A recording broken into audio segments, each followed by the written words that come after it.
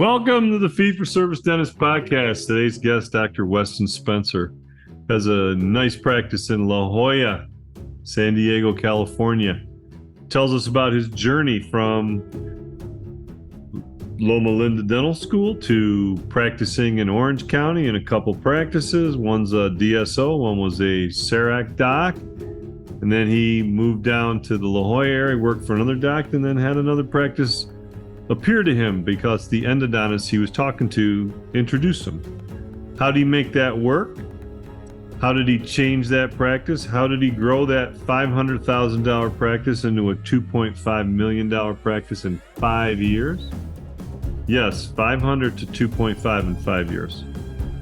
Do the math. Pretty simple.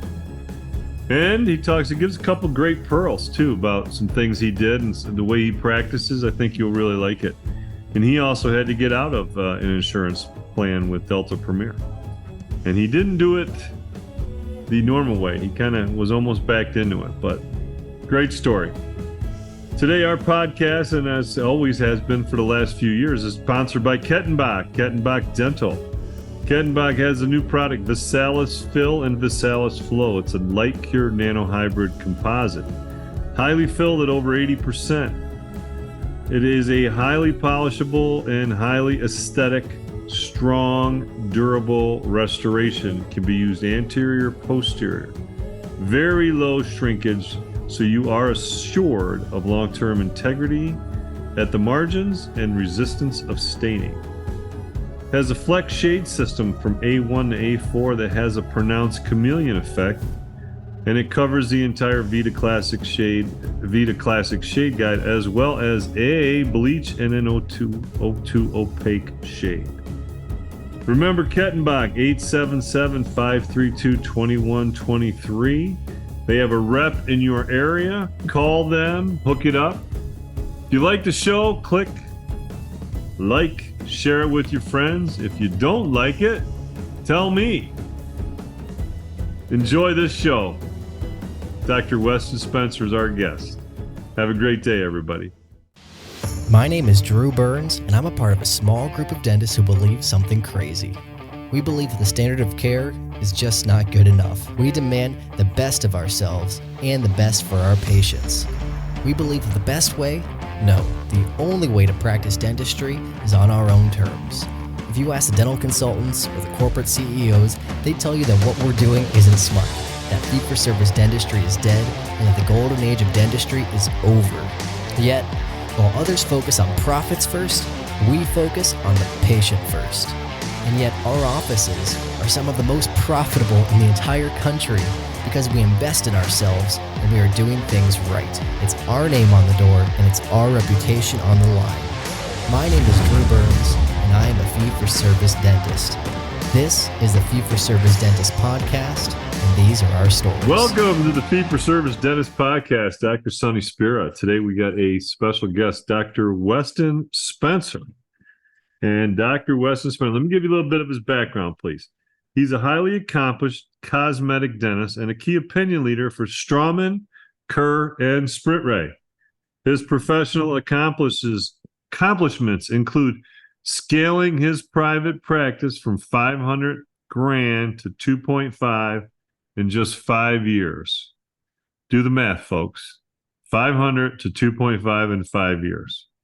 Co-founding an innovative dental partnership group and sharing his own growth secrets with other practice owner. He currently practices in La Jolla, California. What a beautiful part of the country. When Dr. Spencer is not serving the San Diego community, he's spending time with his wife, Ashley, and their 5 children. That'll keep you busy. Yes, he enjoys teaching his kids to ride bikes, skateboard, and swim in beautiful Southern California environment. And when he's not doing that with his family, you could find him in the ocean surfing somewhere between South Ponto Beach or Del Mar Beach.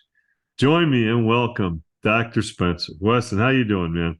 Very good. Thanks, Sonny. I really am honored to be on this with you and talk some dentistry. So I'm really excited.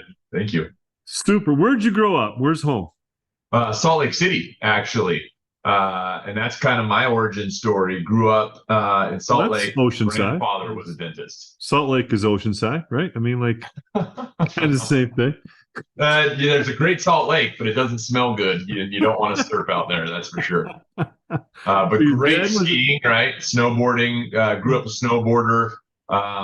Loved Utah. I love going back to Utah. It's a great place to be able to visit. But there are a lot of dentists in Utah, right? Very competitive city for dentistry. And my grandpa was a dentist, so that's kind of what initially sparked my desire to become a dentist. Kind of watching him, he had a very small, 3-op, very insurance-based practice, but no hygienist, just him for 50 plus years.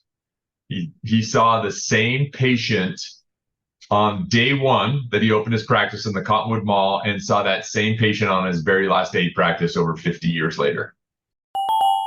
The future of fee-for-service dentistry is based in membership patients. If you need help starting your membership plan, or if your plan is too big for your team to manage, visit dentalmembershipdirect.com to set up your free membership growth solution demo with our team. That's awesome. Cool. Yeah, very good. Just a good guy and took care of people. And I always wanted to do medicine, but I saw the way he was able to connect with people through dentistry, and I just liked that better. I felt the personal touch of that, and there was a little bit of the creative side I got from my mom in terms of artistry and stuff that I loved that kind of brought itself more towards dentistry. So that's kind of what initially sparked that for me. So what were your mom and dad? What were they doing? What were they up to?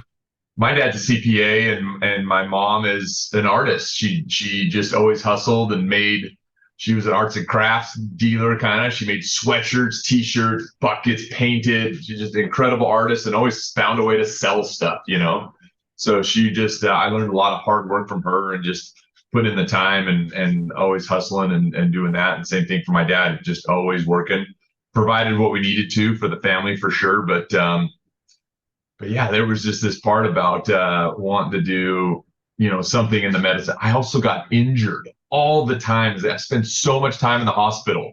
Thankfully, my parents had good health insurance, but that's what initially kind of like, I want to be a doctor. I'm going to be on the other side of this thing, and as my grandpa pulled me in one day, he's like, if you're going to be a doctor, just come hang out in my office for a day or two and watch what I do. And just make sure that dentistry is not for you before you apply to med school. And I did. Cool. I fell in love with it. I love that. So you reached out, made a difference. Yeah. Now, was there anybody else in that path? I mean, did your grandfather have other kids? Did none of his children go into dentistry? So his son, my uncle, took over for that practice eventually, and is still practicing to this day. Does a fantastic job. And again, it's a very well-respected, just family practice in Salt Lake City. And I got into Loma Linda Dental School. And so I married a girl from Southern California, which I don't know if they do this in New York, but in California, if you marry a girl from California, there's usually dotted line says that's where you're going to end up. And so we did. I ended up going to Southern California Dental School at Loma Linda, which worked out great for us and kind of starting our family out. But I kind of just I don't know if I wanted to go back to California or back to Salt Lake. Again, it was very competitive, and I already was kind of starting to create a lot of relationships and connections in Southern California. And so that's what kind of kept me here initially. When I first graduated, I ended up working part-time. So 2 to 3 days a week was in a nice private practice in Huntington Beach area. Dr. Peter Hagen, a fantastic CEREC dentist, taught me everything about CEREC from day one. And then the other half of my week, again, 2 to 3 days, kind of alternating, was in a Pacific Dental Services. So a DSO, right? One on the West Coast. Yeah. And so I kind of learned a little bit of both from there, right? I learned how to be fast, and had to be fast and quick at PDS, get in and out and do the thing and all that stuff. And learned a lot of good customer service style things from the private practice. But ultimately, a guy reached out through the American Academy of Cosmetic Dentistry one day, Dr. Paul Doherty, and he was practicing in La Jolla. He said, my associate left. How would you like to come work for me? I said, well, it's La Jolla, California. So you had me at that, And so my wife and I drove down there, met him, and I started working part-time in his office. And then while I was doing that, I met another dentist in La Jolla who was going to sell. And that was where I ended up taking over a small four-op, um, mostly fee for service. It was just Delta Premier was all that he had left when I ended up started working for him. So we maintained the Delta Premier relationship for many years. But that was kind of again, this is a few years out of dental school and still working part-time as associate, part-time hustling as a new owner in a practice that I'm just kind of taking care of and learning the ropes of how to, run a practice, the business side of it too. I had all the things that I was super passionate about in dentistry, but learning to be the business owner, that was like a hard few lessons early on, right? So you left the DSO and then you left the associateship with the CEREC doc? Yeah, all that was up in Orange County. So once I knew I was kind of moving towards La Jolla, I knew that I was going to be in San Diego area. We loved it. It was beautiful. I mean, and again, loved the first opportunities, but definitely different. And the doctor who gave me the opportunity, AACD Dr. Paul Doherty, he was strictly fee for service. So that was my first time really experiencing like, oh, these patients say yes, and they say it because they want good dentistry, and it wasn't cheap by any means. This is, it was not like it was the highest crown fee I had worked with at that point. And patients were saying yes because they trusted us, right? And he built a really good reputation. And he's like, hey, Wes, he did the best job of teaching me, like, this is how you take care of somebody. This is how an appointment should go. Don't rush it. Don't speed up. Like, slow down. Do it right. Do it once. They'll come back and they'll say yes the next time. I was like, okay. And it took a little bit because I was a little bit PDS minded, to be fair. Like I was like, oh, I got to be in 5 places at once. So I'm going to anesthetize here. I'm going to do that there. I'm going to like million things all at once. And so I learned quickly to slow down, take your time, and spend time with the patient and help them to understand why they're getting it and how they're getting it. And that's where I learned a lot of that early on. So when you graduated dental school, what year was it? 2010. 2010. What'd your debt service look like at that point? Just over 400K. 400K. Just about all in was about 90,000 tuition and supplies, and then just living costs. By the time I graduated, we already had 2 kids, so I was starting to dip into like living expenses, loans, all that stuff. So we were a little over 425, I think, by the time I got out. So just to put that in perspective, folks, right? That's 13 years ago. 400,000 13 years ago. Today is probably what, 550? Oh, I'm sure. Yeah. It's not even 90K now anymore. Yeah. And then where'd you go to undergrad? BYU. Okay. All right. The Creamery, my favorite. Oh, then you've been there. Yeah, because I've been to Gordon's classes a couple times, and man, I'm like, I beeline down to that Creamery.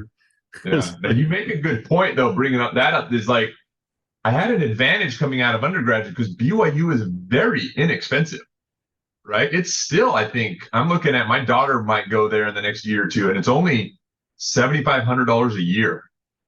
Do you have to live there or no? No, I mean that's tuition and kind of book and everything included. I mean, you're going to pay a little more for. No, I mean all that stuff. You don't have to be a resident of Utah to enjoy that rate. No, BYU's private. So it's hard to get in. You got to have great grades and good scores to get in. Once you're in, it's subsidized by the Mormon Church. So $7,500, it's not a bad deal per year. So my undergrad debt was very low. Okay. But still, you packed it on with Loma Linda. So, oh, yeah. So you graduate in 2010. And by the time you graduated, you had 2 children when you graduated? Yes. Okay. So you work in the CEREC office, you work in the DSO Pacific for what? 1, 2 years? 2 years. 2 years. Okay. Do you, what's your thinking now? First of all, when you have that kind of debt over your head, which is for you, this is the first time you've had this, right? Yeah. Of And course. now there's no forgiveness, there's no delay. You don't get any what do you call grace period. You go work here. Oh, here's your bill. Right? Yep. Did that change how you did certain things? It was always there. I felt like I something about like I knew I had a lot. I didn't have any time. I had no time to just sit around and wait to work. Right. I had to have a job right away, and I was going to be working at least 5 days a week, right? Pushing it from day one. It didn't really, I'll be honest. I know it's a big number, but I knew it was like, hey, this is going to take me 25 years to pay off. I'll be 53, 54 when I pay it off, whatever, depending on how things shake out. So like, it's just, I just got to put my head down and go to work. It is what it is. Like it costs X for me to pay that off. And so I got to make Y in order to support that, what I'm in. So I definitely had to be conscious of the jobs I take, the opportunities and the kind of, practice I was going to work in and what those minimums might be initially. Right. But I never got a taste of what you could do in dentistry in terms of really quality dentistry and people paying good, for the right amount for good quality dentistry until I moved to San Diego and working for Paul. In that he had this, patients were paying up front. They took care of their own insurance issue. Like he just had them pay cash up front. And so then I was paid on collections. So it was easy because he was 100% collections, like day of service, you pay your bill and, like it was awesome. So, and he had a really busy practice. He had 12 days of hygiene, on a fee for service practice like that. So he was busy enough to handle an associate like me 2 to 3 days a week. And I got the taste of like, oh, you can make good money and not feeling like you're trying to like sell a lot of dentistry, if that makes sense. Mm-hmm. Mm-hmm. That's what kind of helped me do that. But yeah, it was always on my mind, still is, right? Like, and with the constant things going on with student debt right now. So when did you buy the practice? What year did you buy the practice? I ended up purchasing the practice from Dr. Jim Lovell, the smaller practice. I think I know that name. 2014. Yeah. Well, you'll know Jim Lovell is an astronaut. There you go. Okay. Everybody knows the Jim Lovell. That's Apollo 13. That's the guy. Yeah. This was the dentist, Jim Lovell. No, it's his cousin. Yeah, set me up. Just, he was so kind. I mean, really the best possible situation. I met him because I was always looking for, I could maybe be a partner in the fee-for-service practice I was working in, but, it's taking time. And I think I was always going to be the second option. Yeah, vice president. Yeah. Yeah. And the endodontist in town, I went to lunch with him. He said, I know this Dr. Lovell is going to be retiring soon, and he hasn't found somebody to take over for him. And I know there's a lot of work because I'm seeing it in the x-rays. Like I'm doing the root canal on 29. I'm telling you, 30 and 31 need some work too. And it's taking time to get through it all. I walked into his office that day. I had 20 minutes left of lunch.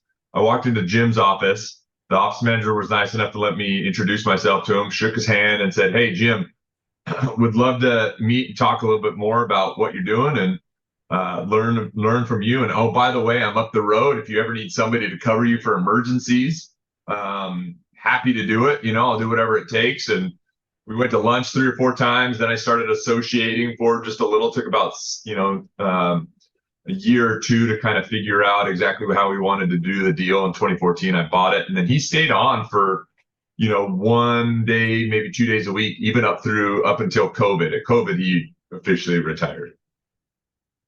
So that's interesting. So you have that conversation. He wants to sell. Yeah. But it's obviously not a fire. So it takes you a year to kind of work through things. Yeah. He still wanted to work a little bit. Yeah. He still wanted to work a little bit. But he was definitely, from a financial standpoint, he just wanted to work somewhere. He was fine financially. So there wasn't a lot of pressure from the deal and how much it was going to be worth and everything. I'll tell you what he said to me. He said, Wes, he's like, you're going to walk in here. He's like, I'm a very conservative dentist. And you're going to walk in here and you're going to see a lot of work that needs to be done. But if you try to bulldoze your way into this practice and do it all in the first 6 months, you're not going to have any patients to work on after that. So take your time, let them learn to trust you. Do what you got to do. If it's something major, do it, but let them learn to trust you. And I promise you, you will have so many years worth of dentistry lined up for you. And that's exactly how it went. And it was so smooth. Like, and he set me up so nicely. I had a lot of friends that bought practices, but the letter he sent out and how he set me up along the way was really kind and generous in helping me out get started. So now the other doc that you're working for. Yeah. No problem with you going down the street working there? Great question. Also, very kind and generous guy. He saw my personality type. He knew I wanted to own, right? I was always kind of driven, like I'm going to be the owner of a practice. And I look back on it without a doubt, we could have been partners for sure. But this fell in my lap. And he said, Wes, I know who Jim is. He's in town. It's 2 blocks down the road. I know who Jim is. Like you couldn't pass that up. You just can't pass that up. Like, I get it. And could always get that going. You guys could always bring it back together. Yeah. Well, and he did. He ended up finding the right guy to buy him out in the last couple of years. And it was great. And we've still remained friends. I still look at him as a big time mentor in terms of how I treatment plan. He got me involved in SPEAR curriculum. So I early on went through all the SPEAR study club. A lot of the curriculum back in the day, that set me up for, multidisciplinary care in town here, meeting the specialists, all that stuff. And he's been kind ever since. And it never affected him. He still has a really busy practice. And I was able to step in and kind of do my own thing, which was really cool. And so I was honored that he gave me that space to do that. So let me ask you this for people listening, because we've covered this a lot on different podcasts. Like, what were the arrangements of when you purchased the practice? Because that's always a tricky thing. Yeah. If you're buying a practice that's a 4-day-a-week practice and the doctor, the owner, wants to stay on 2. Yep. It's not a 2-doctor practice. Nope. It's a 1-doctor practice. So now you still have in your back pocket this doc that you're working at. So you said you continued to work there when you did this. Yeah. How was the deal structured for those of us those listening that, okay, hey, I'm doing this. The guy's selling the practice. He wants to stay on and work. There's so many different red flags that go up or yellow flags that can go up. And it all depends on the person and the personality, because we have purchased a number of practices from guys retiring and stuff like that, and some have worked well where the person stayed, and some of them they needed to get out because they had retired a while earlier and they hadn't told anybody. So you find that out later. What did that deal look like? Well, so it was first of all, I was buying him outright. I was buying him 100%. He was going to become my associate afterwards. Right. Okay. I had to let go of the team members and then bring them back on. Right. They were rehired by me. Some at different structures. First of all, that had to be dealt with because he had 2 girls that, older hygienists who he was paying their full insurance benefit, because they'd grown that. So I kind of had to work that out. Now I have the debt on the practice. I can't really afford to pay their salaries plus all that. I mean, their insurance monthly plan at the time was more than it cost for 5 in my family, Right. I know. So we had to negotiate a lot of that stuff. So there was a little bit of, that's just stuff that you have to deal with as a business owner, right? Like it's a new owner, new situation, but it worked out and it ended up everybody stuck around and supported me, which was very good. I had to compromise a lot in some ways, more so than I wanted to initially, but I was willing to do that because I wanted to gain the team members' trust and the patient's trust early on. He worked 2 days a week, but knew he was going to be cutting back. I was doing 2 days a week in that practice and I was supporting myself by working in the other practice. And early on, I was still even doing some Saturdays. Like I was just like, I've got to have enough to pay it all. So early on, I was doing 6 days a week, right? What was the note that you took on to buy the practice? We did it for 400. So you had like 450. So you got 4 something. You're probably down closer to 4 now after a couple of years, and now you're adding another 450. pretty much at $1 million in debt almost, right? Yeah. 900 grand, somewhere in there. Yeah. Okay. So now let me ask you the same question. Does that change things now that you're that much in debt? Like when you sit down with your accountant, you look at the numbers and say, hey, look, this is what this practice is doing. This is what you're probably going to take home. This is what you got to pay on your student loan. This is what you got to pay on the debt of the practice. Yep. It still was penciling out, but I had to. I knew here's the two uniques, couple of uniques in this deal, I guess, and the way I looked at this practice. First of all, you talked about personality of the selling dentist, right? I knew this was going to be a good deal because before it took us 1.5 years to even work out the deal of ownership. But when he took me on as an associate, he wrote a letter to all the patients. And in this letter, he said, I was the first associate he'd ever had. He'd never had an associate. That I want you to introduce you to Dr. Weston Spencer. I've gotten to know him over the last little while. I trust him. I want you to trust him. And I'm still going to be here. Nothing's going to change. And he's going to be the one who's going to take over for me. Now, that's a strong sentence to say long before we've ever done the deal, right? Takes away all his negotiating power.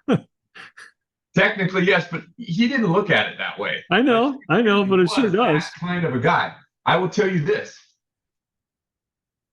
When I went to my accountant, he had his accountant, I had my accountant. My accountant was putting together the deal for us. We gave him 3 numbers to choose from: a low option, a middle option, and a high option. Okay. I said the high option is because people are staying this and this, and we had reasons, justification for all 3 of them, right? And I gave it to him. I said, what do you think? Like, you tell me what number should you do? I said, I would do the middle one. This is why. He's like, Wes, and this is where he gave me that conversation. If you take care of these people, I'm going to take the lower one. He took the lower one and gave me, that was an extra 50, 75K in the deal, probably on the lower option. Taking the lower deal, you take care of these people, you take care of me, right? Like, in terms of, don't kick me to the side or do any of these things. Give me a place to come, show up and hang out with these patients that are my friends for as long as I want. The deal is yours. That's his personality, right? So that's the one unique. That doesn't happen everywhere. That was a very sweetheart deal, right? People say it, but very few of them will act all the way through on that. Correct. And he did. He to this day, he's been, we're still friends, and I'd give him my shirt if I could. He's been that good to me. The other unique of this practice, he was a very, and he would have said this, like, very single tooth minded dentist. I was a little bit more comprehensive. So I knew I could bring something to the practice that was going to increase, right, the revenue, just because of the way I did dentistry. And I was doing a lot more cosmetic dentistry and getting better at it, working with a really good lab, AACD accredited lab guy. So I knew I could bring a couple of new things to the table that weren't going to rock the boat really, but that would generate revenue that different than what he was doing, right? I wasn't doing root canals. I referred him out. In fact, the endodontist who I told you gave me I was sending all my root canals. I owed him. So the oral surgeon was across the hallway. My orthodontist is across the hallway, and my periodontist is across the street. So now my 4 key players that I refer to and getting connected with are all here. I'm going to keep the reconstructive and the cosmetic, and I'm going to refer the other stuff out, and they're going to refer those stuff back to me, right? And so that was my game plan. This is how I'm going to grow this business. I'm going to bring more to the table, and I found kind of a unique way to, excite patients about doing cosmetic dentistry without overwhelming them. And that was, if you've heard it called, like, whether you call it a mock-up or whatever, I call it a smile test drive, but I started doing a stent with a temporary material style, 1 to 2 appointment smile test drive on patients, giving them the chance to see, like, hey, you just mentioned you don't like this and this and this about your smile. And before we ever decide anything, let me show you what it looks like.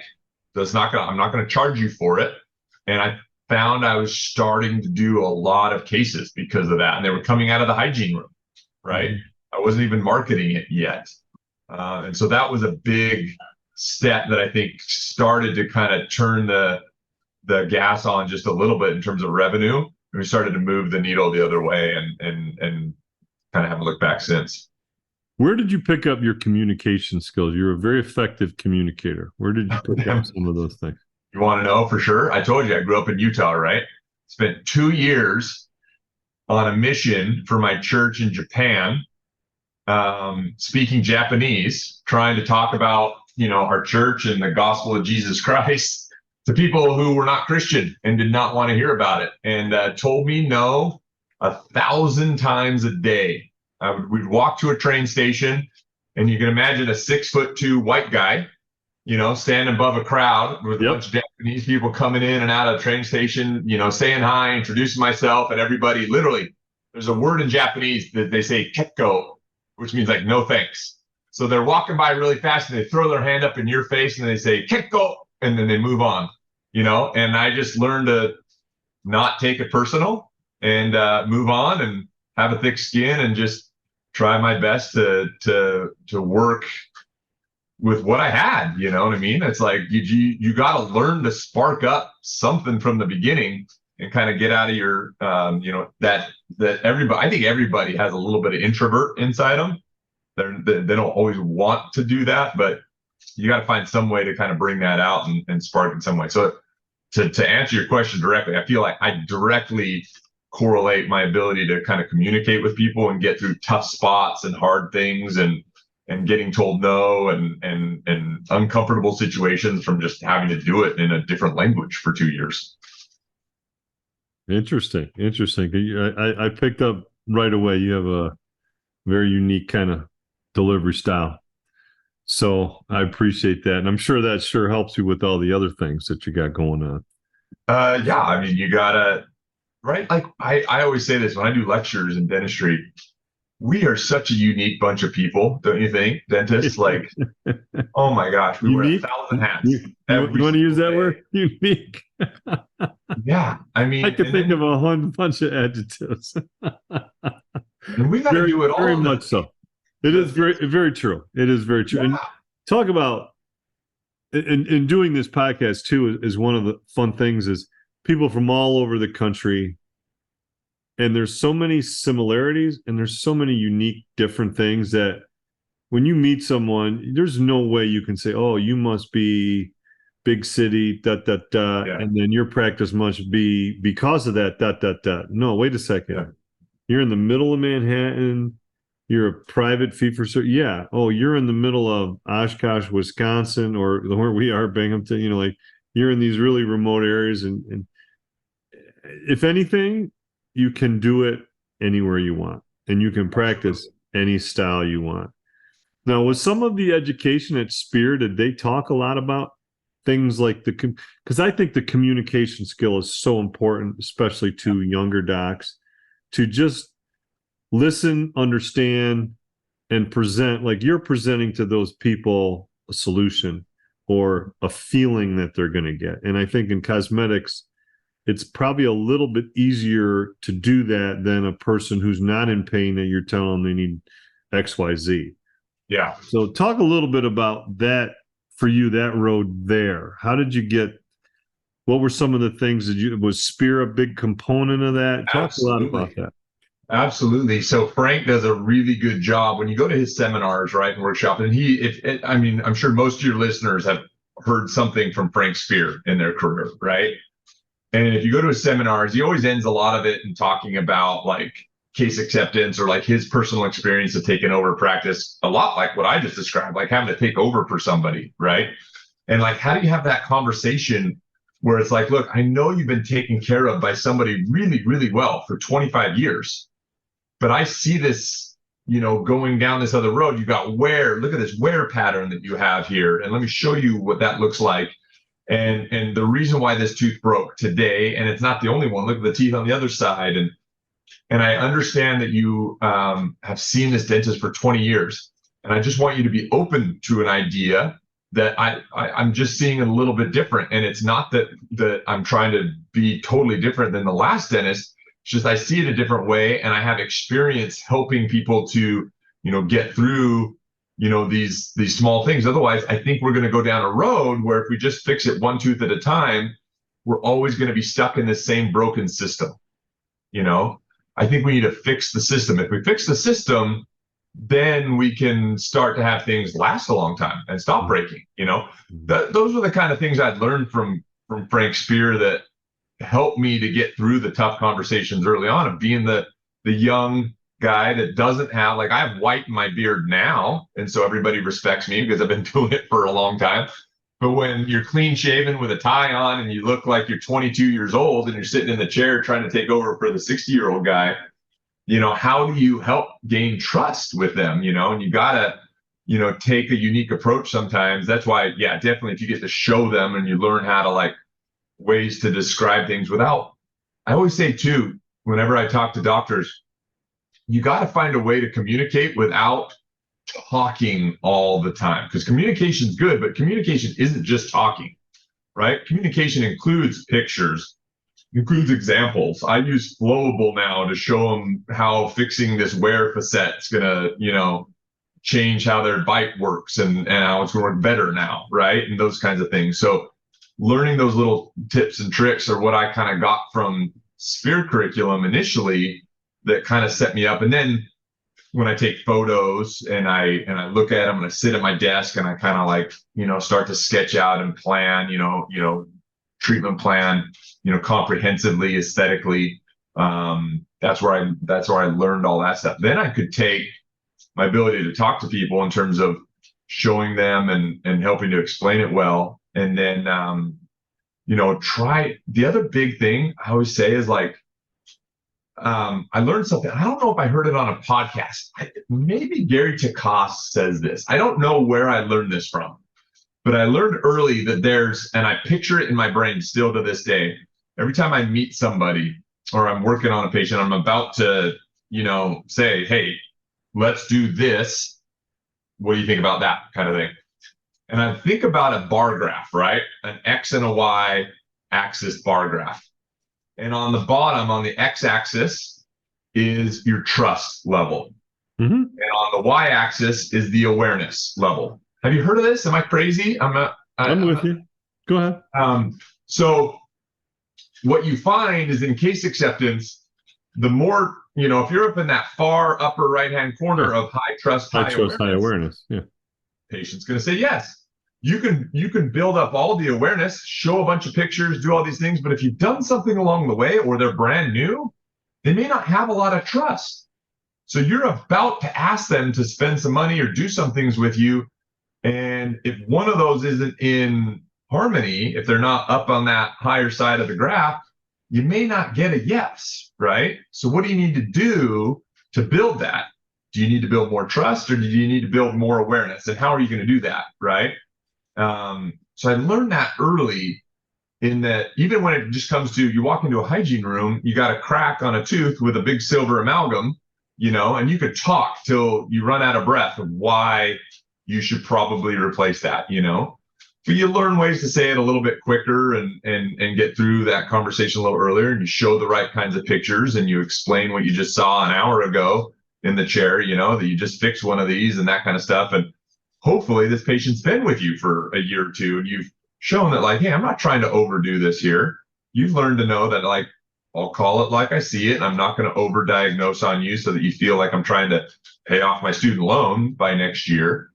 I think if you take your time, you buy a new practice from somebody, you got to look at it like, I've got a 3 to 5 year window here where I really need to build up patients' trust, so that then you're in a position where all you need to do is create the awareness. The trust is already there, and you're riding in that high right end corner where you're getting case acceptance because they trust and you built up the awareness. And what did you do with your team to help create that trust as well? Yeah, great question. So I early on thought that what was going to make me a great dentist and make as much profitability as possible is if I kept going to courses and becoming a better and better cosmetic and reconstructive dentist, right? If I just get better, more people are going to say yes, my reputation's going to grow, all that stuff. And I was about 2.5, 3 years into ownership And I was so focused on the clinical aspect of it. And I was just on a day-to-day basis, kind of like not, it's like, hey, it's a privilege to work here. And I like you and you like me, and let's all work together. I wasn't spending the time on the culture of my practice as much, right? And really, hey, take time out of the day on a, monthly, quarterly, yearly basis to sit back and reflect and train and share that philosophy with them, right? And talk about, this is what I'm going to do in hygiene. So this is how we can work together better. Spend time together outside of the office. Now I don't know if you know who Crown Council is, if you've heard of Crown Council. They do a really good, they're all focused on the culture of your practice.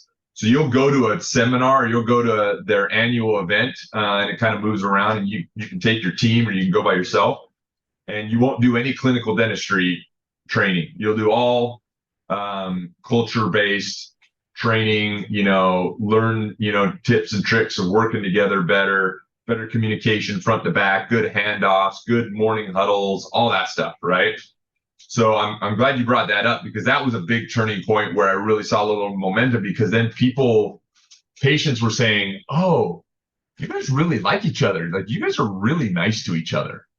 I like that, so that would build trust right away. I think the other part, though, too, is if you go in and take your example, right? I go in, I don't have any gray hair. I'm this 22-year-old, and I'm taking on for the 60-year-old, and you're having the conversation with the patient. If they have any question and you leave the room, they're going to turn to the assistant, the hygienist, and be like, is he full of shit or what? Yeah. And it takes, and the common example, Howard Farran uses it all the time. You sit there and you have verbal diarrhea when the person cracks off a cusp. You're like, well, you broke off the mesobuccal cusp and the distal cut and this and that, and Hansen, this can't support this. And I think you're going to need to cover this. And then you leave the room. Or they turn to the assistant and go, what do you say? He said, your tooth is cracked, you need a crown. Okay. Your tooth is broke, you need a crown. Like, hello, but it's that trusting part. And I was in your shoes too in 1991 when I bought my practice, and dealing with the changeover and what was going to occur in a very, very small town too. I was not buying into, well, it can only be done this way here. So that's interesting. So what did that look like? Because you said, so in 5 years, you went from 500 to 2.5. Yeah. Now, the new associate dentist stayed on 2 days. Did he stay for the 5 years at 2 days, or did he drop down to 1 day? Yeah, no, he kind of eventually wound down. Like I said, by the time we got up to near COVID time, what also kind of helped, we ended up building a new space. So I was starting to gain a lot of momentum, and was busy. Like, now I was working there, and he was down to 1 day a week. So I was now open 5 days a week. I opened up an extra day. I was working 4 and he was working 1. And we were growing out of this space. So in our same building, we ended up building a 7-op practice downstairs. And that's where you just moved it. You didn't add on. You just moved it to a new space. Yeah, I just moved the whole space downstairs and do a brand new space that kind of reflected the kind of dentistry we were going to do, and our culture, and just, it looked fresh, it looked nice, it looked new. When did you do this? What year did you do this? The month before COVID started. Yeah, I moved January 2020. I mean, you asked me about how I felt like if things changed, like with loans, because now I took a build out loan. I was going to say, right? What's that loan look like now? Yeah, I had the build out loan. So we refinanced what was being paid off, did this, and then I had to add equipment to it, right, as well. Did you right? did you ever try to get your student loan into one of these business loans so it became at least a deductible? No. So going back to from day one, the unique about my student loan and like the timing. So I was in dental school in 2008, right, when the market crashed. Yep. The loan the loan company I started with in 2006 did not exist in 2008 anymore. total higher education. They went out of business in 2008. So the only person that took on my loan went to the federal government, right, in 2010 at 7.5% on a whole bunch of big time grad plus loans, right? My only option really was, and I had 2 kids. My only option was to do one of these 25-year, repay plans based on my income and pay it off. And now there's strategies of dealing with that. So I've been paying, as low as $500 a month one year and as high as $25,000 to $3,000 a month other years, depending on where my income's at. And now we're in this really weird time. We're going to find out a whole lot of stuff over the next few months of what's going to shape out post-COVID and Biden student loan plans and stuff like that. But that's where, so I had it, manageable, right, from a personal standpoint. Sure. And then I've got practice loan, which is the main one. I mean, that's got to be paid, and that one's $8,000, $9,000, $10,000 a month. Now, was that a 10-year note, 5-year note? How many years? 10-year. 10-year, yeah. So when you took the building loan out, was that 10, or could you expand that to 15? 10. So I got everything. So here's a benefit of COVID, right? And then what happened is the refinancing, the great refinancing years right after COVID, is that I had terrible interest rates. That in 2020, when I took out the loan, I had I think it was $8,000 or $800,000 plus dollars, $800,000 plus on about anywhere from 4.5 up to 6.5 on my equipment loans. Right. And right before some of these loans, I got in at just under 3.25% on the whole thing, refinanced the whole thing in one nice package. But I kept the student loan outside on its own there. So doable, manageable. And we're 2.5 years into that, 2.5, 3 years into that. So you talked about approaching the patients in a little different, let's call it a different lighthouse. Okay.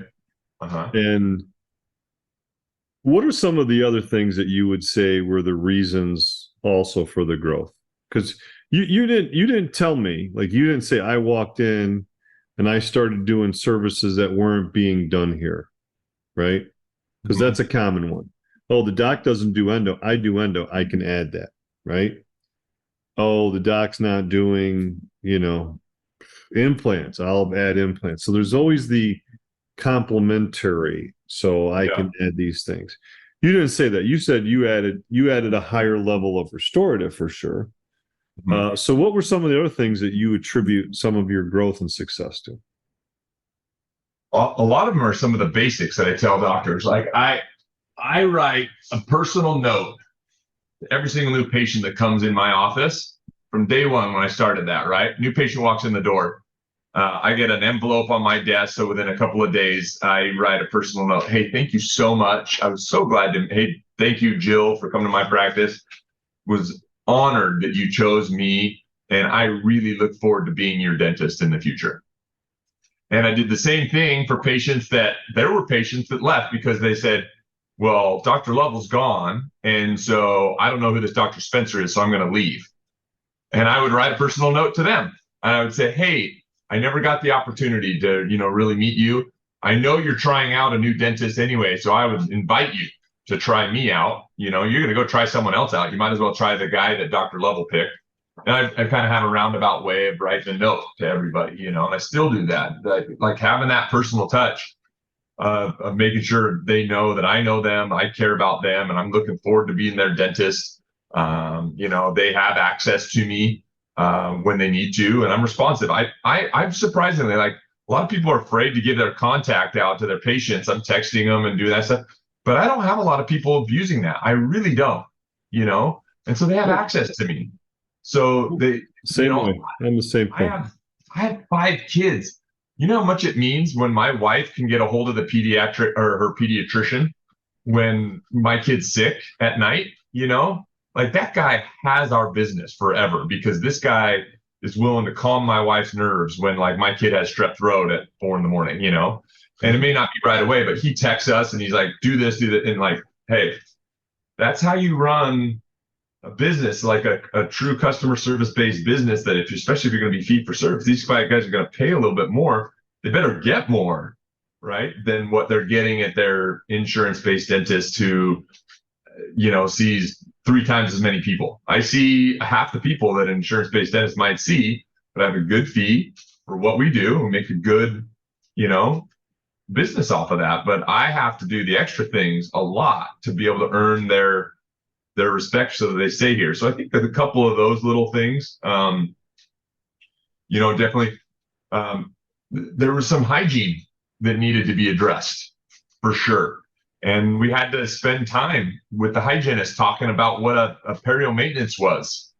That didn't, a 4910 code did not exist when I bought the practice. Had never been done in the practice, never been used.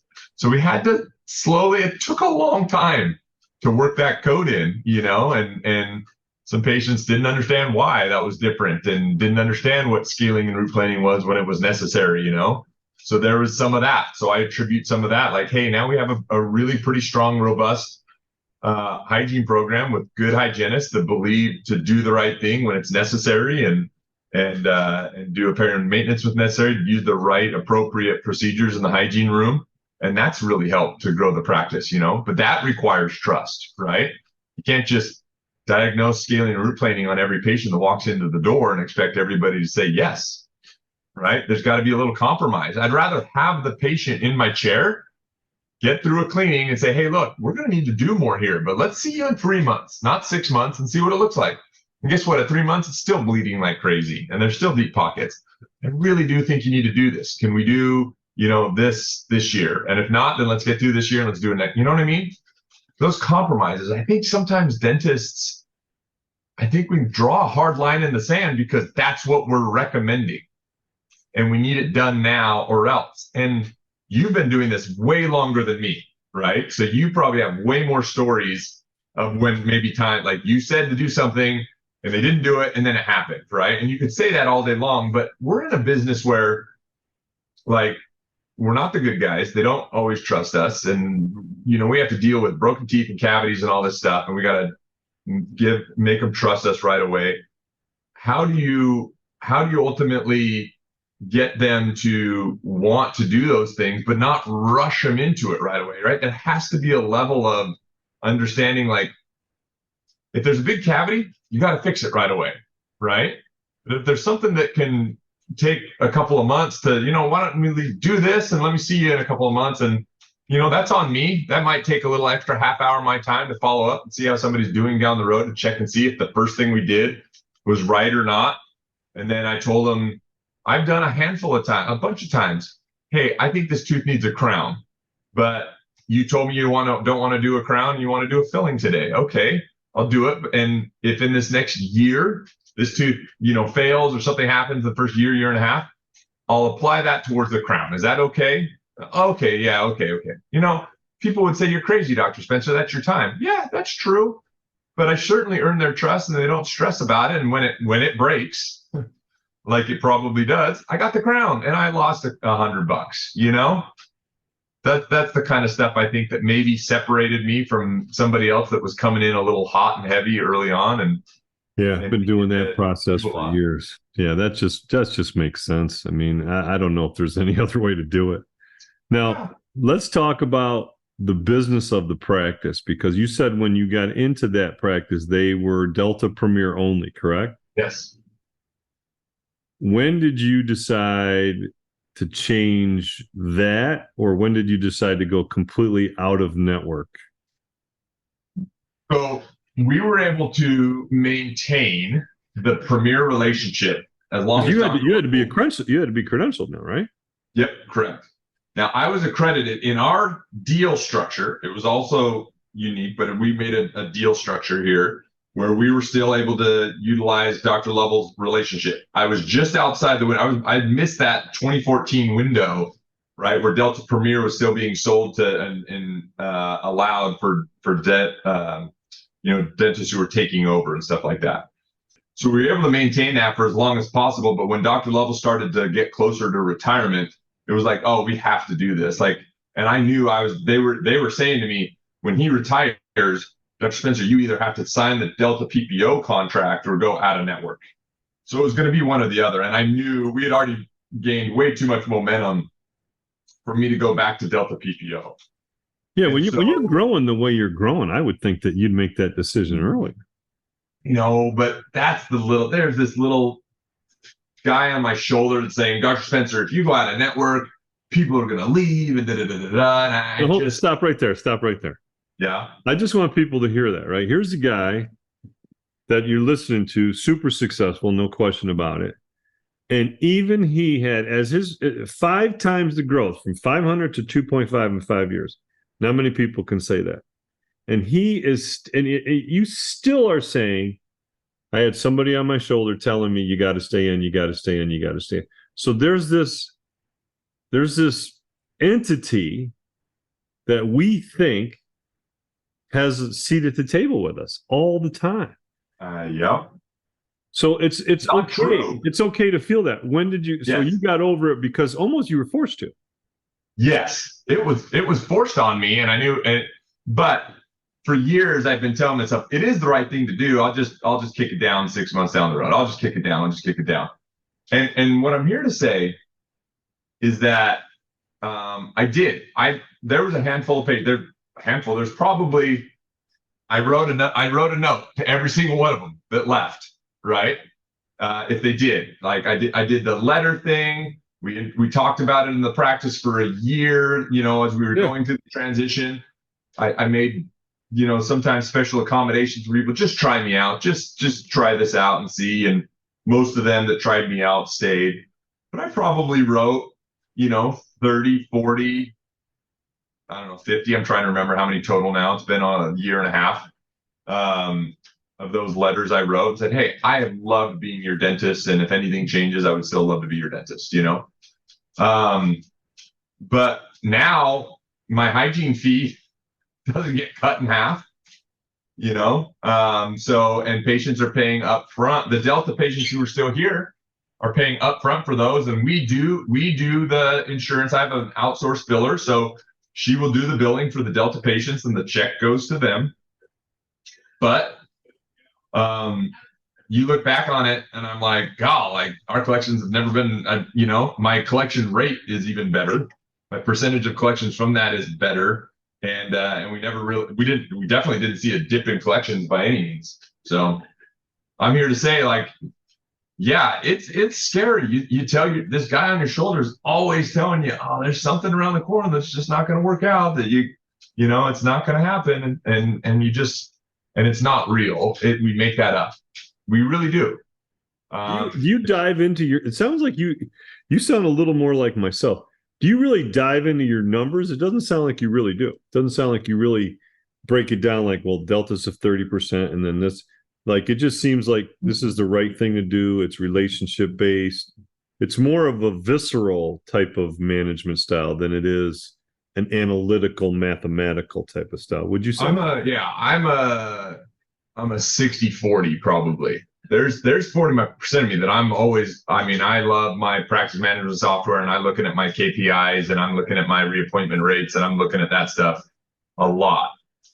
But I also kind of like just feel like I've been here long enough and I know that if I keep doing what I'm doing, I'm still somehow, I know everybody talks about customer service, but a lot of people have a hard time actually carrying it through. Yeah. Actually putting it on the line and say, I'm going to do the right thing when it matters for this person, even though I might lose a couple $100. I'm going to do the right thing when it matters. I just want to emphasize that.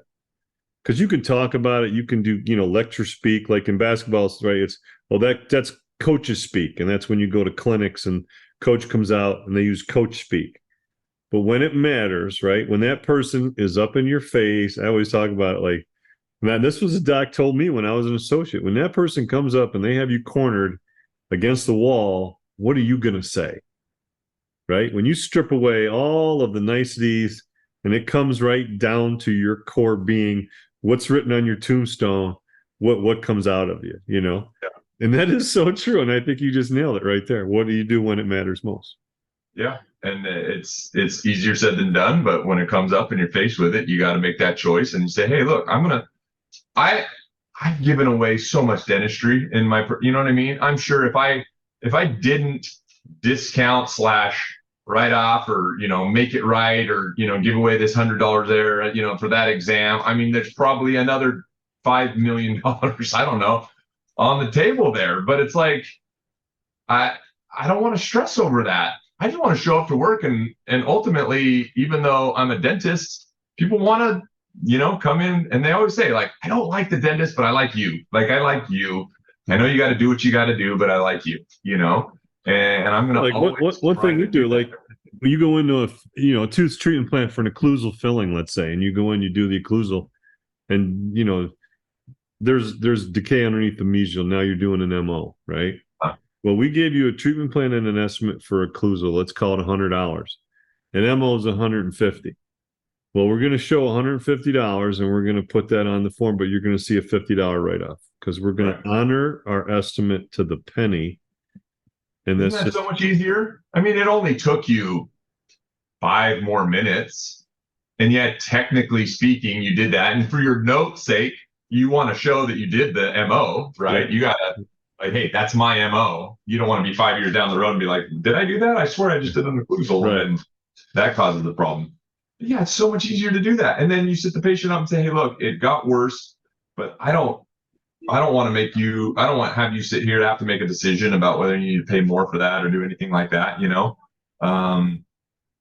It goes so much better. Those are the kinds of things that I think separate, where if, when you're talking about insurance dentistry, like, you have to do twice as much, right? In order to, everybody has the same overhead. Everybody wants to have the same goal for the end of the year, what they want to take home. But you got to see more people, which means less time with the patients. It means less ability to sit there and communicate and talk about these little details that's going to make the difference.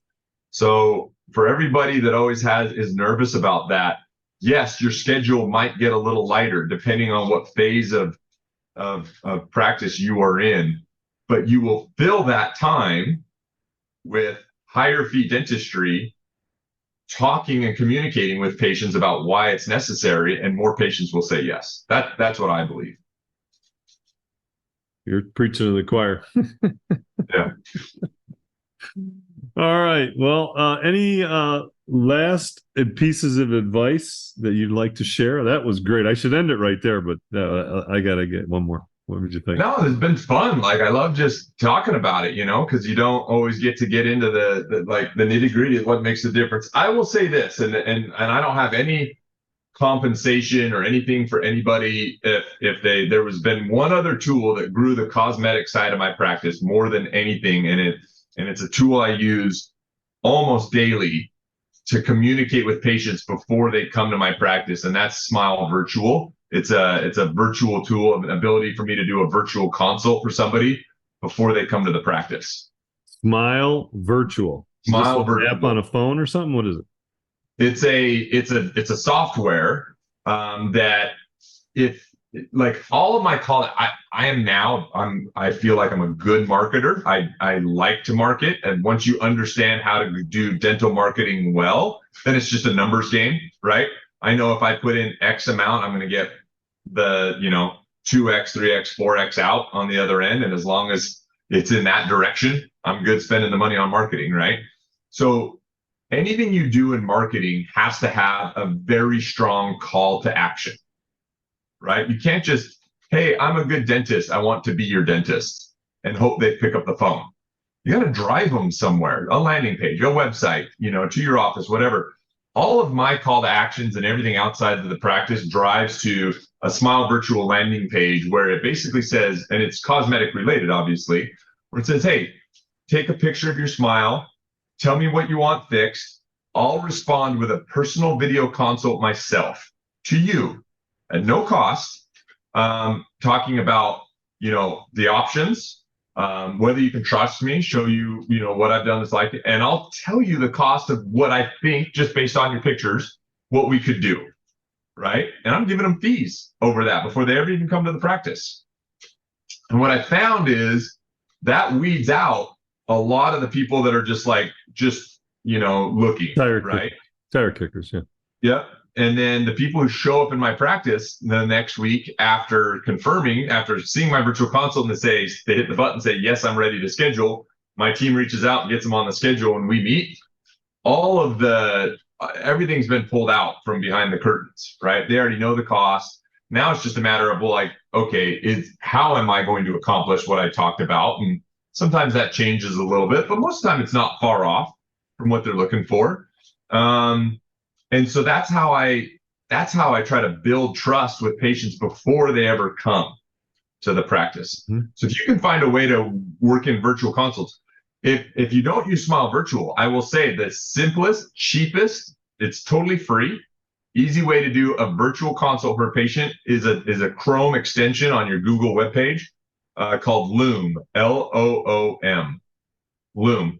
It can record your screen. So if you have a new patient coming next week and you have their email and you want to record a quick little video consult just to like introduce yourself before they even come to the practice and say, hey, Tommy, I saw that you're coming to the practice next week. This is you on your little virtual screen. I just want to introduce myself. I'm Dr. Weston Spencer. I look forward to meeting you. Can't wait. I bet your cancellations go down, right? And I bet your trust level just skyrocketed by the time that guy sits in your chair. So you could send out a little virtual. So virtual consults to me are probably the best way to build trust on day one. Right. So do you do any teledentistry? When did that kick off? Well, I don't know. I mean, not teledentistry in terms of like charging a code for it. It really is a tool. And I've been able to work out my own personal little system of keeping it to just a couple of minutes. It really is short. It doesn't take enough of my time. But if I'm dealing with a high-end, reconstructive cosmetic patient that's going to spend a good amount of money to do the treatment, 5 minutes of my time, for them to more likely say yes at the end of the day is worth it every day of the week, right? So, but no, I don't. The technical teledentistry where I put it as a code and maybe charge it out that way, I wouldn't call it that. I would just call it what I call a virtual consult, just communicating with your patients virtually, because that's what they want, right? They're used to getting a little, seeing everything on their phone anyway. So if you can get out in front of them before they ever come and meet you, it's great tool. That really helped build my practice. That to me, besides the basic stuff we talked about, that right there really turned that curve on for me and really got a lot more people coming in and saying, oh, well, I liked you because you broke it down for me really, really simple. I never use the word incisal edge, buccal corridor, dark, all those. I never use any of those words in a virtual consult. I just talk to them like another person. Tell them what I see and say, this is how much it would cost per tooth, if you want to do that. But love to meet you. If anything, at the end of the day, if I just help you along your journey to make a decision, great. I would love to meet you. Let me know if we can have you in the office. Click this button below if you want to schedule an appointment. That's it. So there you go. I'll leave that little piece of virtual consults. That is a call to action. Final question. Has nothing to do with dentistry. This is a go back in time. You can go back in time, any place, time, where, with anyone, or do anything, or see anyone, or talk to anyone. Where would you go and why? You're talking outside of dentistry. In life. You want to go back and meet Moses? You go back and meet Moses, like whatever. Oh, man. God, the first thing that comes to mind is, can you go back in time and talk to yourself when you were a teenager? Do it. I do that. Do it. I mean, the fun part is, what's the first thing that comes to your mind? Just go with that thought. That's it. Because I tell you what, there was a lot of years I struggled as a teenager, like with confidence and friendships. And man, you think junior high and high school that is everything. That's going to be it for the rest of your life. Yeah. Yeah. You don't realize how much time you got to work out all this stuff, and don't take yourself so darn seriously at that point. I wish teenagers understood that. That's the biggest thing that I see in our culture today. And I'd go back and tell myself that, man, you got time. Like, don't worry about that. You got denied by this girl today. So what? There's going to be 100 million more of them out there, like all that stuff. I'd go back in time, tell myself, take it easy, enjoy the ride, and there's plenty of time to accomplish other stuff. There's plenty to learn. So I guess that's what comes to mind first is I think we all take ourselves way too seriously, especially in those, budding early years. That's and, pure. That's pure honesty, man. That's what we're looking for. Just what comes to mind. That's been the best part of this. People, I ain't really thought about it. Could have done this. No. It's what comes into your mind first is fun. Yeah. So appreciate you very much, Weston. Thank you very much for sharing. I have your contact information. I'll put it on the show notes. Is there anything else you'd like me to list? Just send it to me. I would just say, best way to ever communicate with me or any questions come up. I love communicating with dentists. And if they ask me a question, like, how do you do this? Or what do you think about that? So if you follow me on Instagram at Dr. Weston Spencer, Dr. Weston Spencer is my handle there. You can DM me, and I love just being able to connect and bounce ideas off each other. That's honestly where I get so many of my good ideas now, how to be a better dentist going on. I mean, I go to a lot of conferences and I learn there, but I learn from other dentists just by communicating with them on a daily basis. So, all right, folks, at Dr. Weston Spencer, you got it. Thank you. Thank you very much. Absolutely. Appreciate your time, buddy. Thank you. Thanks for listening to the Fee-for-Service Dentist Podcast. If you would like to share your fee-for-service story, please fill out our contact form at ffsdentistry.com.